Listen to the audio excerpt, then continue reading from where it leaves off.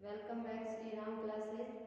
कल हमने किया व्यवस्थापिका और व्यवस्थापिका के द्विसदनात्मक व्यवस्थापिका के पक्ष में तर्क। आज हम करेंगे द्विसदनात्मक व्यवस्थापिका के विपक्ष में तर्क। द्विसदनात्मक व्यवस्थापिका के विपक्ष में तर्क। यानी कल हमने एक पॉइंट पढ़ा इसका, और क्या था? द्विसदनात्मक व्यवस्थापिका के पक्ष में तर्क। यानी क्या है? व्यवस्थापिका के दो सदन होने चाहिए। प्रथम सदन की मनमानी और स्वेच्छापूर्ण या कुविचारपूर्ण कानून निर्माण पर रोक लगाने के लिए दूसरा सदन आवश्यक है, और सभी वर्गों को प्रतिनिधित्व प्रदान करने के लिए द्वितीय सदन की आवश्यकता महसूस की गई। आज हम पढ़ेंगे द्विसदनात्मक व्यवस्थापिका के विपक्ष में तर्क। यानी व्यवस्थापिका के दो सदनों की कोई आवश्यकता नहीं होती। कुछ विचारक ऐसे हैं जो द्विसदनात्मक व्यवस्थापिका के विपक्ष में अपना तर्क देते हैं और कहते हैं कि दो सदन होने से समय और धन का अपव्यय होता है। जैसे पहला पॉइंट अपन करेंगे, यानी दो सदनों वाली व्यवस्थापिका के पक्ष में व्यक्त किए गए विचारों से अनेक विद्वान सहमत नहीं हैं। जैसे कि अपन ने पक्ष में पढ़ा, यानी अब हम करेंगे विपक्ष में तर्क। और उन्होंने क्या कहा कि वे एक सदन वाली व्यवस्थापिका को ही श्रेष्ठ समझते हैं, क्योंकि अपन कर रहे हैं द्विसदनात्मक व्यवस्थापिका के विपक्ष में तर्क। यानी व्यवस्थापिका का एक सदन ही होना चाहिए। एक सदन जो जनता का प्रतिनिधित्व करती है, लोकसभा। इस प्रकार पहला पॉइंट हमारा आता है द्विसदनात्मक व्यवस्थापिका के विपक्ष में तर्क का। द्विसदनात्मक व्यवस्थापिका अलोकतांत्रिक। द्विसदनात्मक व्यवस्थापिका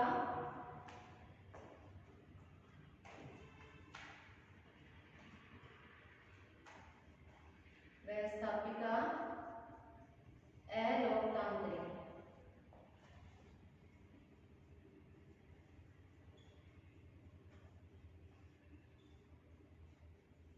क्योंकि जनता के प्रतिनिधि किसमें होते हैं? दो सदन, लोकसभा और राज्यसभा।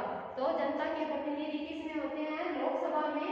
और यानी द्विसदनात्मक व्यवस्थापिका के विपक्ष में तर्क के वाले विचारक कहते हैं कि यानी दो सदन होना क्या है? अलोकतांत्रिक का प्रतीक है, क्योंकि जनता के प्रतिनिधि किसमें होते हैं? लोक सदन में ही होते हैं। जैसे कि ऐसा माना जाता है कि प्रभु सत्ता अविभाज्य होती है। यानी क्या है? शक्तियों का विभाजन नहीं किया जा सकता। यानी प्रभु सत्ता अविभाज्य होती है, इसका आगे विभाजन नहीं किया जा सकता। लेकिन अगर व्यवस्थापिका के दो सदन होंगे तो क्या होगा? सत्ता का विभाजन हो जाएगा। इसलिए उन्होंने कहा कि प्रभु सत्ता अविभाज्य होती है, उसका आगे विभाजन नहीं किया जा सकता। यह लोकतंत्र का आधारभूत सिद्धांत है। और प्रभु सत्ता क्या है? जनसाधारण में निवास करती है। किसमें? जनसाधारण में। यानी प्रभु सत्ता अविभाज्य होती है और प्रभु सत्ता जनसाधारण में निवास करती है। इस प्रकार ये इस कथन की पुष्टि करता है कि व्यवस्थापिका का एक ही सदन होना चाहिए, लोकसभा दूसरे सदन की आवश्यकता नहीं है। और इसलिए यह कहा गया है कि सर्वसाधारण जनता द्वारा निर्वाचन एक सदन की सर्वसाधारण इच्छा का प्रतिनिधित्व करती है और दूसरा सदन अलोकतंत्रीय होता है। दूसरा सदन जैसे राज्यसभा, इसमें क्या है? मनोनीत और निर्वाचित व्यक्ति होते हैं, इसलिए दूसरी संस्था की यानी दूसरे संगठन की राज्यसभा की कोई आवश्यकता नहीं है। यानी इस संबंध में सीज ने लिखा है कि किसी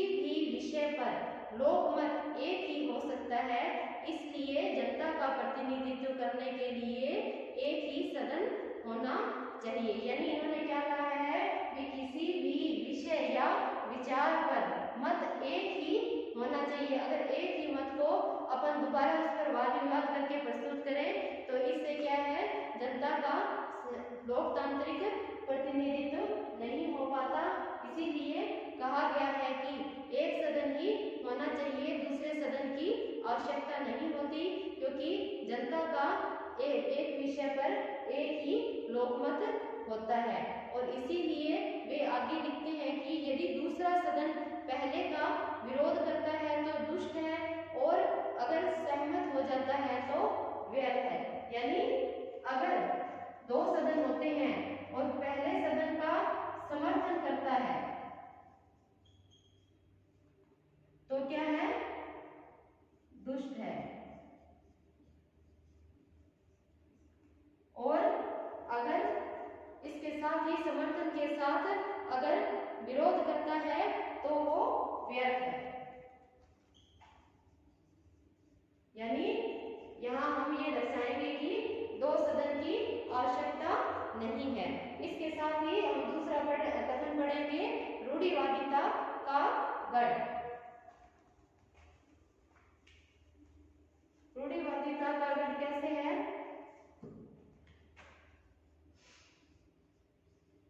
रूढ़िवादिता का गढ़ यानी दो सदन, लोकसभा राज्यसभा। राज्यसभा जनता के प्रतिनिधि किसमें होते हैं? लोकसभा में। और राज्यसभा में क्या होते हैं? मनोनीत और निर्वाचित प्रतिनिधि होते हैं।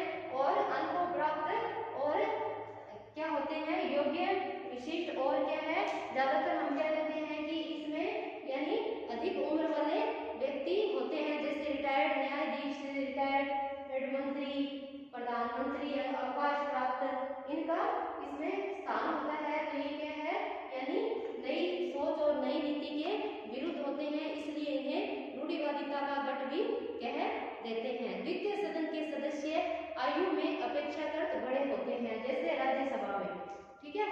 और उनके द्वारा अप्रत्यक्ष निर्वाचन, मनोनयन या उत्तराधिकार के आधार पर पद प्राप्त किया जाता है। राज्यसभा में क्या होता है? उत्तराधिकार, मनोनयन के आधार पर यानी अपना पद प्राप्त किया जाता है। और वो अधिक उम्र के लोगों का सदन होने के कारण इसे रूढ़िवादिता का गढ़ भी कह दिया जाता है, जो देश में प्रगतिशील सुधार करने के इच्छुक या प्रगतिशील सुधार करने के मार्ग में रुकावट या बाधा डालते हैं। इसलिए द्वितीय सदन के आलोचकों का विचार है कि ऐसे रूढ़िवादी और निहित स्वार्थों को प्रतिनिधित्व देने का परिणाम देश का अहित ही होता है। यानी दूसरे सदन राज्यसभा की स्थापना करना क्या है, देश के अहित को ही प्रदर्शित करता है। इसलिए यानी व्यवस्थापिका का एक ही सदन होना चाहिए। अब तीसरे पॉइंट पे हम आते हैं, अपव्यय। अपव्यय इसमें हम पढ़ेंगे कि जब एक ही विधेयक पर बारी बारी विचार होता है, वाद विवाद होता है, जैसे लोकसभा में किसी एक ही विधेयक पर विचार करने के पश्चात राज्यसभा में प्रस्तुत किया जाता है, राज्यसभा में पर्याप्त वाद विवाद के पश्चात उसे प्रस्तुत माना जाता है, तो ऐसे से क्या है, धन और समय दोनों का ही अपव्यय होता है जब एक ही विषय पर अलग अलग मत देने हो। आगे हम पढ़ेंगे संगठन की समस्या। चौथा पॉइंट है हमारा संगठन की समस्या। संगठन की समस्या कैसे है कि दूसरे सदन का इस कारण भी विरोध किया जाता है कि द्वितीय सदन के संगठन के विषय में कोई भी एकमत नहीं है, क्योंकि कुछ उत्तराधिकार के आधार पर आते हैं, कुछ मनोनयन के आधार पर आते हैं और कुछ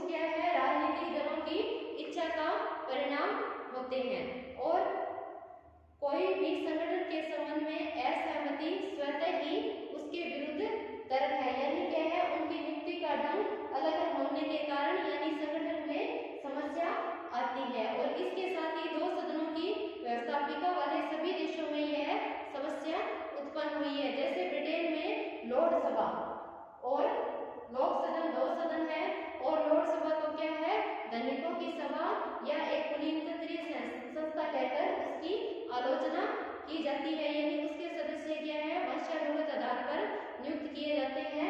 और यानी हो सकता है कि वे जनता के हित में कार्य करें या ना करें। इसी तरह कर्नाटक के उच्च सदनों को भी मनोनीत करने की पद्धति अपनाई गई है। अब तक का अनुभव हमें यही बताता है कि प्रत्यक्ष लोकतंत्र यानी प्रत्यक्ष लोकतंत्र वर्तमान में क्षेत्र और जनसंख्या की दृष्टि से क्षेत्र की विशालता के कारण अप्रत्यक्ष या प्रतिनिधित्वक लोकतंत्र को ही श्रेष्ठ शासन प्रणाली अपनाया गया है। इसलिए दूसरे सदन की अनावश्यकता को महसूस किया गया है। और दूसरा क्या है, दूसरे सदन का निर्माण करना यानी संगठन में हमें ये समस्या आती है कि अनेक बार भ्रष्टाचार का कारण बन जाते हैं क्या, राजनीतिक दल। यदि प्रत्यक्ष निर्वाचन के आधार पर दूसरे सदन का निर्माण किया जाए, प्रत्यक्ष निर्वाचन यानी सीधा अपना प्रतिनिधि चुनना, और अप्रत्यक्ष निर्वाचन क्या होता है, पहले जनता अपना प्रतिनिधि चुनती है और प्रतिनिधियों के माध्यम से शासन कार्य किया जाता है। अब प्रत्यक्ष की जगह अप्रत्यक्ष या प्रतिनिधित्वक लोकतंत्र कैसे अस्तित्व में आया, क्योंकि जनसंख्या और क्षेत्र की विशालता के कारण वर्तमान में प्रत्यक्ष लोकतंत्र संभव नहीं है। यदि प्रत्यक्ष निर्वाचन के आधार पर दूसरे सदन का निर्माण किया जाए तो पहला सदन ही दूसरा सदन हो जाएगा, यानी पहले और दूसरे सदन में कोई अंतर नहीं रहेगा। पहला ही प्रत्यक्ष लोकतंत्र और दूसरा ही प्रत्यक्ष लोकतंत्र हो तो दो सदन की आवश्यकता ही नहीं है। दूसरा हम इसके आगे का पॉइंट पढ़ेंगे, दूसरा सदन अनावश्यक। इसमें पांचवा पॉइंट है,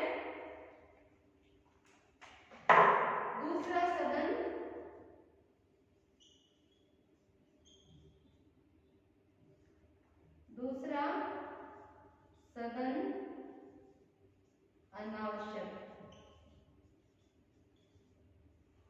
यानी क्या है, दो सदन व्यवस्थापिका के कुछ विचार कैसे हैं जो व्यवस्थापिका के दो सदनों के विरोध की बात करते हैं, और आलोचक यह स्वीकार नहीं करते कि आवेश तथा जल्दबाजी में निर्मित कानूनों पर रोक लगाने के लिए द्वितीय सदन आवश्यक है।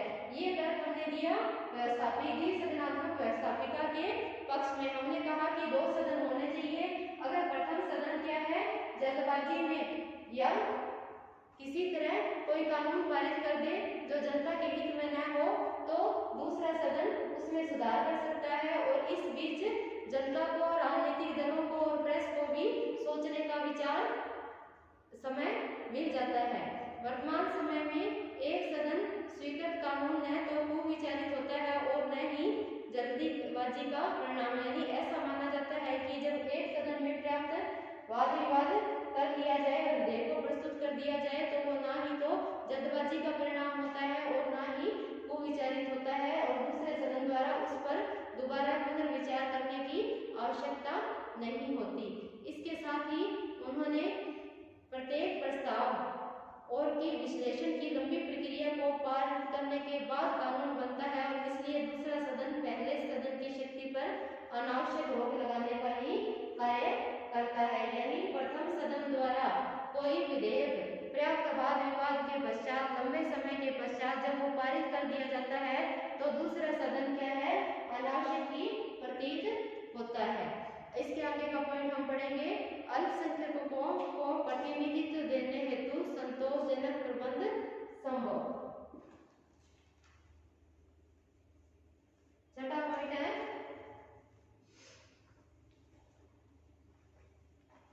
अल्पसंख्यकों को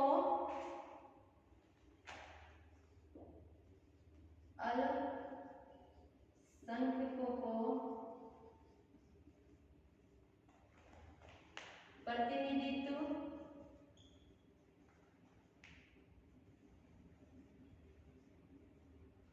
देने का दूसरा प्रबंध या सुझाव कह सकते हो।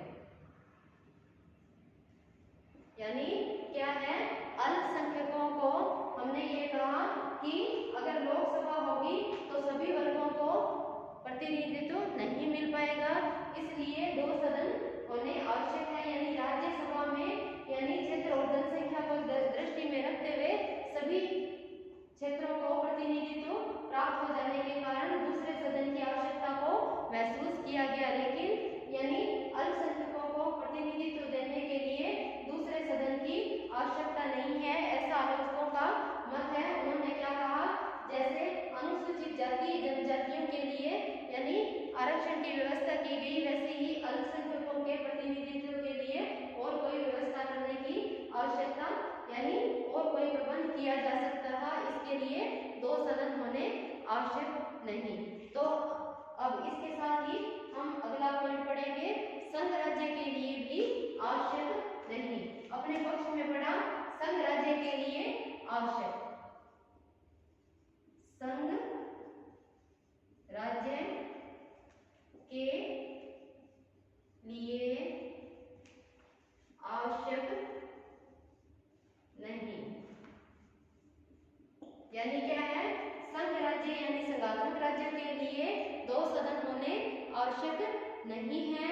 कैसे, आलोचकों का मत है कि संघ राज्य के लिए दूसरा सदन का अस्तित्व न तो उपयोगी है और न ही आवश्यक। यानी व्यवहार में देखा गया है कि दूसरे सदन के सदस्य इकाइयों का प्रतिनिधित्व करने के बजाय उन राजनीतिक दलों का प्रतिनिधित्व करते हैं जिनके यानी क्या कहेंगे अपन, जिनकी सहायता से वो सदन में आए हैं, और दलीय अनुशासन के कारण भी ऐसा करना आवश्यक हो जाता है। इसलिए यह लोस्की ने कहा है कि यह गलत है कि संघ की रक्षा के लिए दूसरा सदन कोई प्रभावशाली गारंटी है। यानी हम यह नहीं कह सकते कि संघ राज्य के लिए 2 सदन होने आवश्यक है।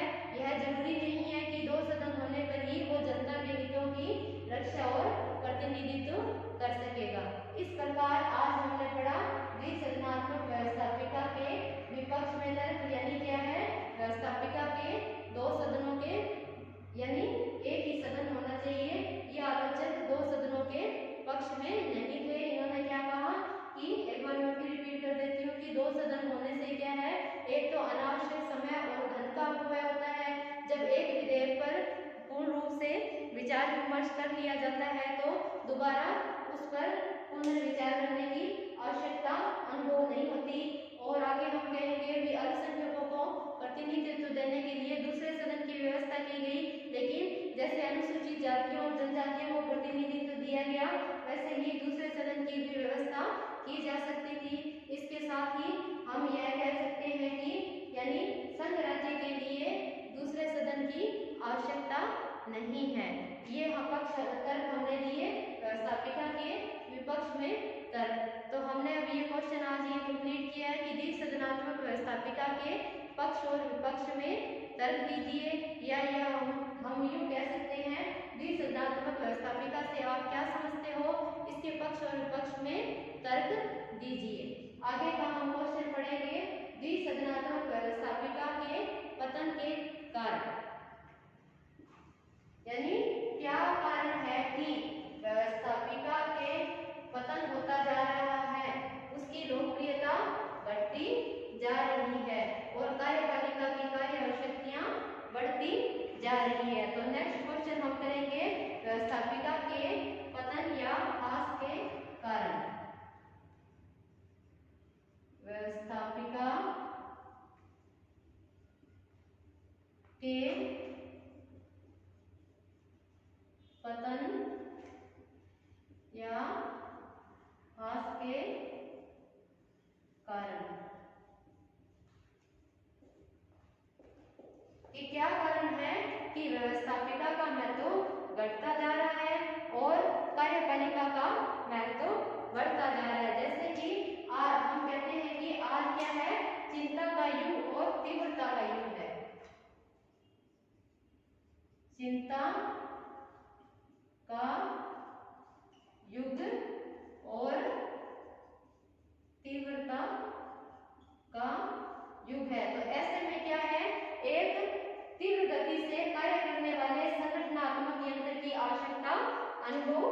की गई संगठनात्मक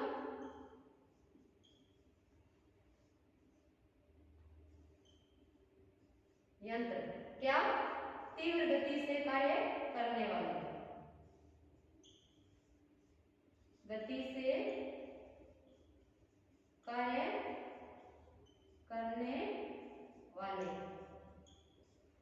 संगठनात्मक यंत्र की आवश्यकता महसूस की गई और इसलिए यानी तीव्र गति से कार्य करने वाला वह संगठन कौन हो सकता है? कार्यपालिका ही हो सकती है।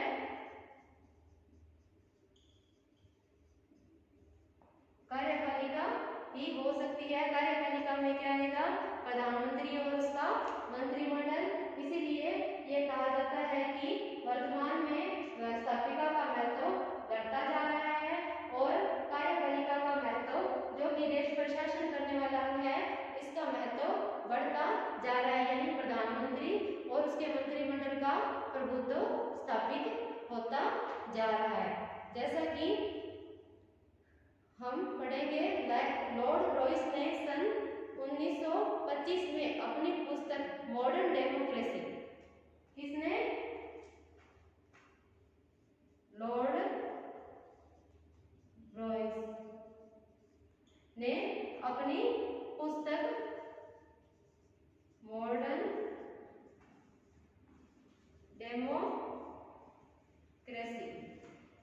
डेमोक्रेसी में इस बात का वर्णन किया गया है कि यानी व्यवस्थापिकाओं के पतन की बात कही है।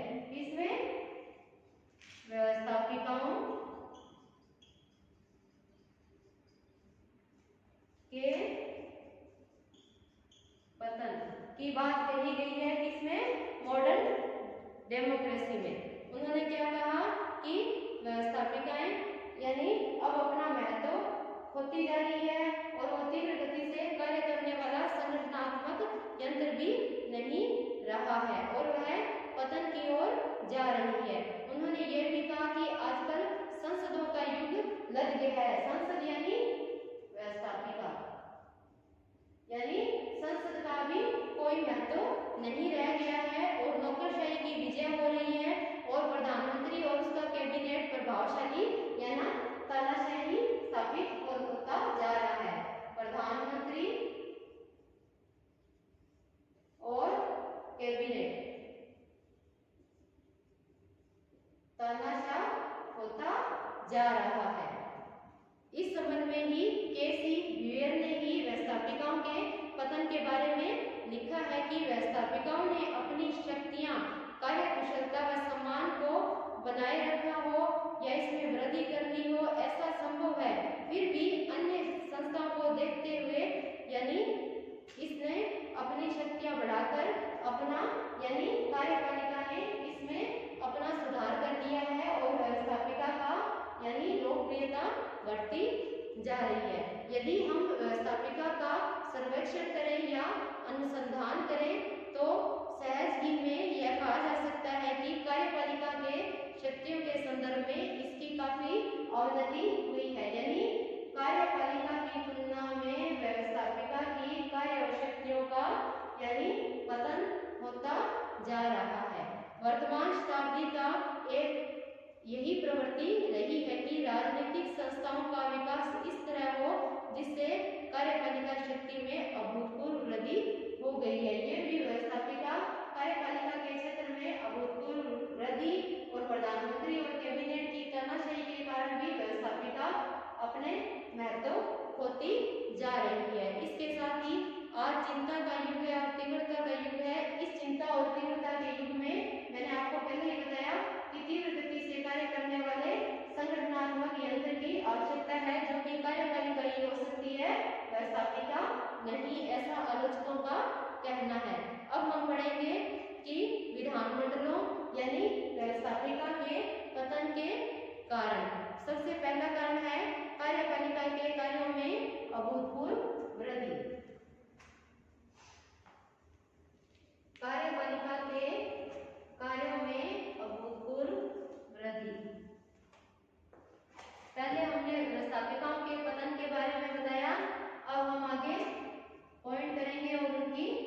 डिटेल करेंगे। कार्यपालिका के कार्यों में अभूतपूर्व वृद्धि, यानी मैंने पहले ही बताया कि वर्तमान में क्या है, व्यवस्थापिका के कार्यों में कमी होती जा रही है और कार्यपालिका के कार्यों में निरंतर बढ़ोतरी होती जा रही है और इस कारण व्यवस्थापिका पतन की ओर जा रही है और कार्यपालिका लोकप्रियता प्राप्त करता जा रहा है। अपने परंपरागत कार्यों के अतिरिक्त आजकल कार्यपालिका कुछ ऐसे कार्य भी करने लगी है जिससे उनकी शक्तियों में वृद्धि हुई है, जैसे आर्थिक नियोजन व योजनाओं का संचालन कार्यपालिका का प्रमुख दायित्व बन गया है। जैसे आर्थिक नियोजन से संबंधित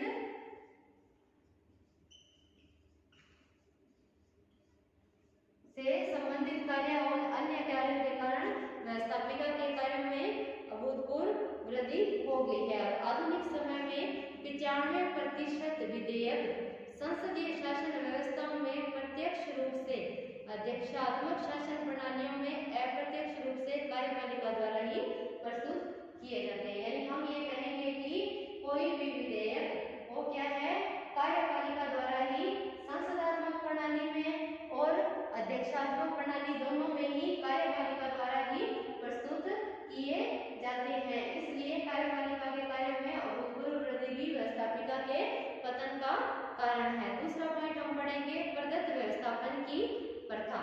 यानी प्रदत्त व्यवस्थापन क्या होता है, किसी कार्य में बढ़ोतरी हो जाने के कारण एक संगठन अपने कुछ कार्यों को, दायित्वों को दूसरे संगठन को प्रदान कर देता है।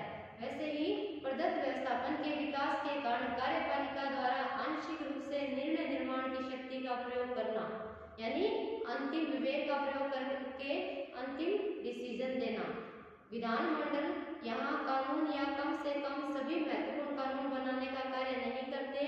अब व्यवहार में कार्यपालिका ही प्रदत्त व्यवस्थापन की प्रथा के अंतर्गत आ गई है। यानी क्या है, व्यवस्थापिका के कार्यों में बढ़ोतरी हो जाने के कारण व्यवस्थापिका अपने कुछ कार्य कार्यपालिका को कानून निर्माण संबंधी सौंप देती है, लेकिन वास्तव में अनुभव यह बताता है कि समस्त विधेयकों का प्रारूप कौन तैयार करती है, कार्यपालिका ही करती है। इसके साथ हम अगला पॉइंट पढ़ेंगे, रेडियो और टेलीविजन।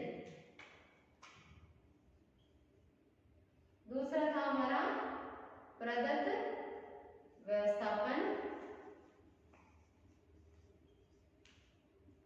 तीसरा है रेडियो और टेलीविजन।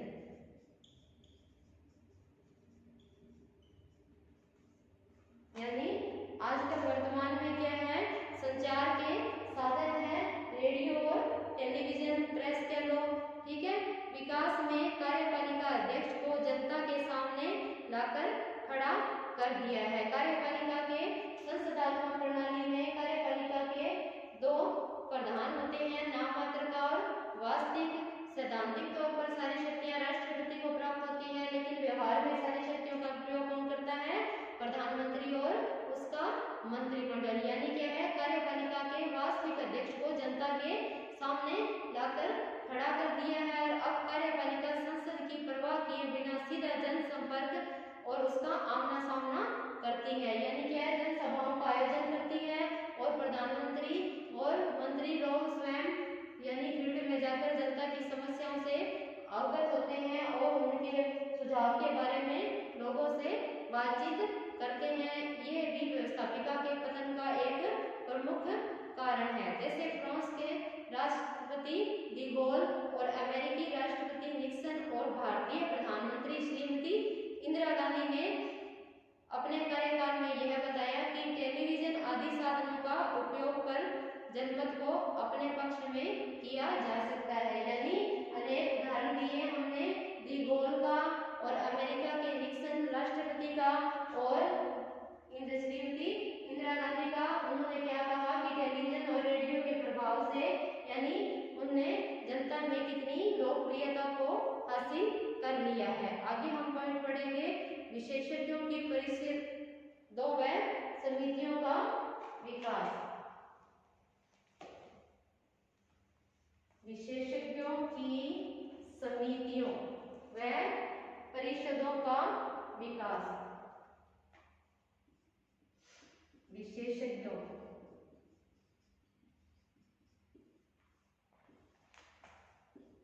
की समितियों व संगठन का विकास। व्यवस्थापिका के पतन का एक प्रमुख कारण हम यह भी कह सकते हैं कि आजकल विधेयकों का प्रारूप करने से लेकर समिति स्तर तक विशेषज्ञों की सलाह ली जाती है, क्योंकि जनता के प्रतिनिधि क्या होते हैं, मंत्री लोग भावुक और संवेदनशील होते हैं और जल्दबाजी में वे कोई भी क्रांतिकारी कानून बनाने के लिए प्रेरित हो जाते हैं। तो ऐसे में क्या होता है कि यानी उससे संबंधित यानी विशेषज्ञों द्वारा प्रस्ताव से लेकर पूरी कानून प्रक्रिया को उनके द्वारा ही संपूर्ण किया जाता है। पूर्ण रूप से अनुमोदन भी मंत्रियों द्वारा ही प्रस्तुत किया जा सकता है। अगर उस पर कोई संशोधन करना हो तो यह कहकर डाल दिया जाता है कि विशेषज्ञों या सरकारी कर्मचारियों की सलाह द्वारा इस पर पूर्ण रूप से विचार विमर्श किया गया है। तो इस प्रकार हम कह सकते हैं कि विशेषज्ञों और समितियों के गठन के कारण भी व्यवस्थापिका का पतन का प्रमुख कारण है। इसके आगे का पॉइंट हम पढ़ेंगे, सेनाओं पर कार्यपालिका का नियंत्रण। सेनाओं का कार्यपालिका पर जो कि देश पर शासन करने वाला है पर नियंत्रण। कैसे? जल, थल और वायुसेना तीनों के अध्यक्ष किसमें से लिए जाते हैं? कार्यपालिका में से ही लिए जाते हैं और उनका क्या है यानी लोक सदन पर पूर्ण रूप से नियंत्रण होता है और इसके साथ ही यह कार्य व्यवस्थापिका ही करती है और सैनिक संकट के समय, युद्ध के समय यही निर्णय लेती है। आज के लिए बस इतना ही, आगे का हम नेक्स्ट लेक्चर में करेंगे। धन्यवाद।